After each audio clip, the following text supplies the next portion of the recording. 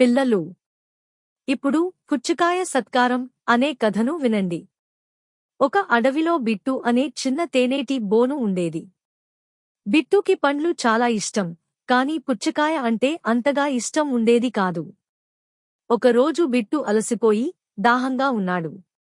నీళ్లు తాగినా దాహం తీరలేదు.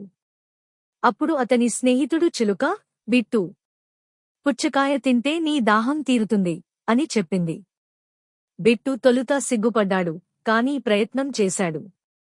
పుచ్చకాయ తిని దాని తీపి రుచిని ఆస్వాదించాడు. పుచ్చకాయ తిన్న తర్వాత అతనికి చల్లగా, తృప్తిగా అనిపించింది. ఇప్పట్నుంచి బిట్టు ప్రతి వేసవిలో పుచ్చకాయ తింటాడు, ఎందుకంటే అది అతనికి శక్తి, సంతోషం, ఆరోగ్యం ఇస్తుంది.